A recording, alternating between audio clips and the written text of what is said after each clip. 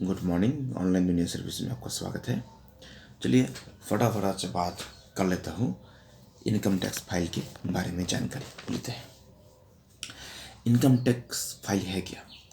Income tax file वो है, मतलब कि इनकम, आय के ऊपर टैक्स। मतलब हम जो इनकम करते हैं, हम जो आय करते हैं, सारा साल में जो हम इनकम करते हैं उसके ऊपर गवर्नमेंट टैक्स लगाता है, एक टैक्स काटता है। मान लीजिए मेरा इनकम है 10,000 महीना, मैं इनकम करता हूँ सारा साल में 1,20,000। तो 1,20,000 के ऊपर मेरे को टैक्स देना है। कोई इनकम करता है 50,000 महीना, तो मानिए उनका 12 महीना में 6 लाख होता है, तो 6 लाख के ऊपर टैक्स देना पड़ेगा।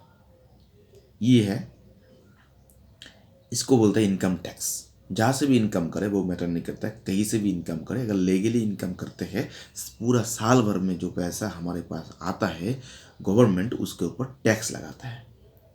इसको कहते हैं इनकम के ऊपर टैक्स। यह था इनकम टैक्स। लेकिन सभी के ऊपर टैक्स नहीं लगता है।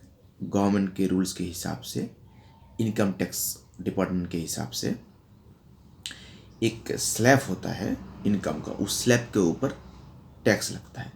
जैसे कि कोई आदमी सारा साल में 5 लाख तक कमाता है तो उसके ऊपर 0% टैक्स है, उसको टैक्स नहीं देना पड़ेगा। लेकिन 5 लाख के ऊपर अगर इनकम गया तो उसमें 5% का टैक्स लग जाता है। ठीक है, तो अभी 5 लाख का इनकम हम समझते हैं। 5 लाख का इनकम जिनून होना चाहिए। ठीक है, मगर आप हो सकता है कि 7 लाख इनकम करते हो, लेकिन जैसे आप होम रेंट पे करते हो, आपका LIC का प्रीमियम है, आपका बच्चों का फीस है, ठीक है, सब पूरा मिला के भर के अगर आपका इनकम 7 लाख से 5 लाख तक आ जाता है तो भी आपके ऊपर टैक्स नहीं लगेगा। ठीक है, आप 7 लाख इनकम करते हो लेकिन आपके सारा साल में खर्चा लेके, इनकम टैक्स का प्रीमियम देके, फिक्स डिपॉजिट में पैसा देके आपके पास 5 लाख की जिन्होंने इनकम आता है, तो इसका मतलब आपके ऊपर टैक्स नहीं लगेगा। ये भी एक बात है। ठीक है, लेकिन आपको 7 लाख इनकम है, 7 लाख इनकम ही आपका खर्चा होता है 1 लाख, लेकिन आपका इनकम बचता है 6 लाख, तो उसके ऊपर 5% टैक्स लग जाएगा सर। ठीक है, चलिए उसके बाद मैं समझा देता हूँ। एक होता है असेसमेंट ईयर, AY, जिसको हम AY कहते हैं, असेसमेंट ईयर, और एक FY, financial year. Assessment year क्या होता है? जैसे कि पहले फाइनेंशियल ईयर समझते हैं। फाइनेंशियल ईयर होता है, जैसे अभी 2021 चल रहा है ना, तो 2020 का फाइनेंशियल ईयर शुरू हुआ था 1 अप्रैल 2020 से, और ये चलने वाला है 31 मार्च 2021 तक। मतलब कि फाइनेंशियल ईयर जो होता है मार्च से लेके नेक्स्ट महीना अप्रैल तक होता है। 1 मार्च से लेके नेक्स्ट ईयर का अप्रैल महीना, मतलब अभी क्या है 2000 शुरू हो गया है हमारा फाइनेंशियल ईयर 2020।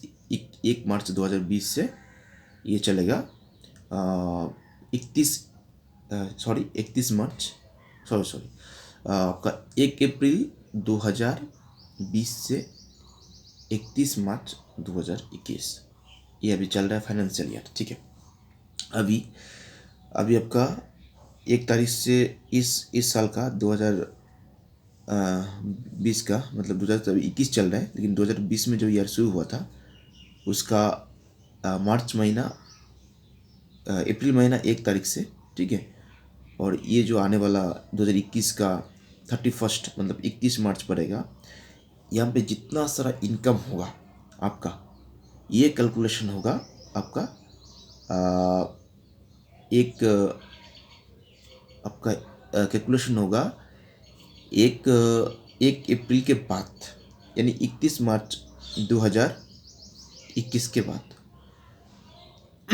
ऐसा तो हमारे लिए जनवरी से दिसंबर तक 1 साल होता है, ये भी ठीक है, लेकिन इनकम फाइनेंशियल ईयर में वो ईयर थोड़ा सा डिफरेंट होता है। वो ईयर मार्च से लेके अप्रैल तक होता है। अभी 2020 मार्च से 2021 अप्रैल तक जो भी हम इनकम किए हैं, जो भी खर्चा पत्र इनकम हुआ है, उसका हिसाब तो हमारा नेक्स्ट ईयर में निकालेंगे ना। ठीक है, तो इसको बोलते हैं फाइनेंशियल। 2000 जिस ईयर का हम हिसाब कर रहे हैं, मतलब फाइनेंशियल ईयर 2020 से फाइनेंशियल ईयर मार्च 2020 टू अप्रैल 2021, ये हो गया आपका फाइनेंशियल ईयर, ठीक है, हो गया। और ये ईयर का जितना भी खर्चा पत्र है हम जब निकालेंगे तो उसको कहते हैं असेसमेंट ईयर, यानी इस साल का खर्चा पत्र हम 2021 और 2022 असेसमेंट ईयर में हम निकालेंगे। ये असेसमेंट ईयर 2021-22 का 2022-21-22 का मतलब है कि हम 2019, 2020 और 21 का, थोड़ा सा रुकिए, मेरे अपने आप में मेरा कन्फ्यूज़न हो रहा है, मैं बोल देता हूँ। अभी ये चल रहा है 2019 और 20, ठीक है, और असेसमेंट ईयर होगा 2021 और 2022, ठीक है, सॉरी फॉर दैट।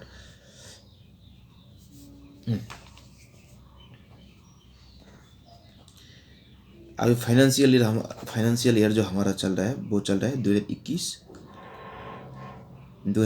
टू 2021, मतलब 2020 टू 2021 का जितना भी इनकम है हमको निकालना पड़ेगा असेसमेंट ईयर 2021 टू 2022 में। यानी हम जब असेसमेंट ईयर मतलब 2021-2022 में कोई इनकम टैक्स फाइल रिटर्न करेंगे तो हमारा वो मतलब हिसाब पत्र जो आता है फाइनेंशियल ईयर का वो 2020 और 2021 का होता है। अभी देखिए, अभी तक आज तक चल रहा है, अभी ये मार्च महीना चल रहा है, ठीक है, तो यही लास्ट है। इसका 31 मार्च तक ये वाला फाइनेंशियल ईयर का टाइम ख़त्म हो जाएगा। अभी चल रहा है 2020 टू 2021 का असेसमेंट ईयर, ठीक है। अभी जो है अभी चल रहा है 2020 टू 2021 साल का असेसमेंट ईयर, मतलब कि हम लोग हिसाब पत्र निकाल रहे हैं 2019 टू 2020 का। जब ये 31 मार्च ख़त्म हो जाएगा ये महीना का, तब आपका चेंज हो जाएगा, तब आपका असेसमेंट ईयर आ जाएगा 2021 टू 2022 और आपका फाइनेंशियल ईयर हो जाएगा 2020 टू 2021, ठीक है। ये है फाइनेंशियल ईयर और असेसमेंट ईयर में डिफरेंस। सो मैं समझ लेता हूँ, तो मैं जो फॉर्मेट है फॉर्मेट के बारे में समझ लेता हूँ। फर्स्ट फॉर्मेट यहाँ पे है इनकम फ्रॉम सैलरी पेंशन। जो भी कोई इनकम करता है सैलरी पे, सैलरी मिलता है या फिर पेंशन मिलता है उनको, चाहे गवर्नमेंट हो प्राइवेट सेक्टर हो, वो आता है इनकम फ्रॉम सैलरी और पेंशन। यहाँ पे इनकम टैक्स रिटर्न में कोई भी इनकम सालाना में कैलकुलेशन होता है। अगर आपको 20,000 महीना मिलता है तो 12 महीना में कितना होता है वो इधर इस फॉर्म में बैठेगा, ठीक है। यहाँ बोला है अटैच फ्रॉम 16 फॉर्म मिलता है जिस डिपार्टमेंट में आप जॉब कर रहे हैं, प्राइवेट में या गवर्नमेंट में, वहाँ से ये 16 फॉर्म मिलता है आपको। इसका 2 पार्ट होता है, ए एंड बी। वो 16 फॉर्म हर साल आपका नया मिलता है, मतलब कि 16 फॉर्म 16 एक ही साल के लिए एक ही होता है, ठीक है। इनकम फ्रॉम बिजनेस प्रोफेशन, जो बिजनेस करता है वहाँ इस फॉर्म में उन लोगों का जितना बिजनेस से आय होता है, इनकम होता है सारा साल में, वो देना पड़ा है। प्रोफेशन भी है, डॉक्टर, वकील, वो प्रोफेशनल है, उनका भी जितना इनकम होता है वो भी ये बिजनेस इनकम के अंडर में आएगा, ठीक है। Income from house property, rental income, मतलब आपका जो घर है वो किसी को किराया दिया है, ठीक है, वो आता है आपका हाउस प्रॉपर्टी में रेंटल इनकम के, ठीक है। तो उसको भी यहाँ पे शो करना पड़ेगा इनकम टैक्स पर। इनकम फ्रॉम कैपिटल गेंस, अगर आप कोई ज़मीन सेल करते हो, कोई भी आपका शेयर सेल करते हो, कोई भी मार्केट शेयर, तो ये आपका कैपिटल गेंस में आएगा, ठीक है। इनकम फ्रॉम अदर सोर्सेस, यहाँ पे अदर सोर्स में आपको बैंक का इंटरेस्ट है, बैंक का इंटरेस्ट से है, अगर कोई लॉटरी मिला है, अगर 1 करोड़ का भी मिल जाए तो वो भी इसमें काउंट होगा आपका टैक्सेबल। एग्रीकल्चर इनकम जो है, मतलब आप किसी ज़मीन से अगर इनकम करते हो, ठीक है, ज़मीन में खेती करके, तो ये दिखा सकते हो।